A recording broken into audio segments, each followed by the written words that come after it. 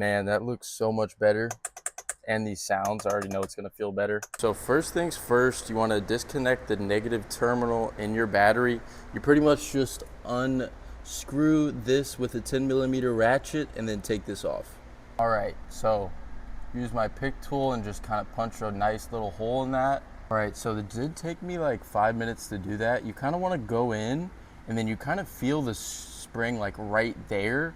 You'll feel it very close to the entry point, and it's kind of like this way, if you get what I'm saying, but it's not that deep in there, and you can kind of feel that it's a spring. It's kind of hard to explain. All right, guys, so I finally got the airbag off, and then when you get in here, there's this little connection.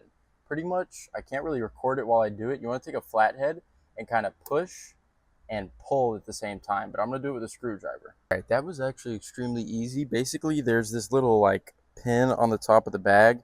Kind of push this pin down and then pull this, but it's very like low resistance, so you get it off quite easily. Once we're in here, we want to get to these, so we're kind of just going to pull this out. Be really careful, try not to like mess anything up, you know what I mean? All right, so these blue cables took me like 20 minutes to get off. Like regularly pulling at them doesn't work, so I put a pick tool, like as you can see, like right in there, and I kind of pushed down on it, and I had my girlfriend pull it out while I pushed down on it and kind of like push it down and kind of edge it out of there. So the next part is there's two T20 screws that I need to unscrew on each side, and then I'm going to take the original paddles off. All right, so I got everything back in. I got both paddles screwed up. Now I kind of just need to wire this, plug these back in, and kind of stick them up in there like they were before, and then we have the finished product. I gotta make sure I get it in there like perfectly. There we go, that's that.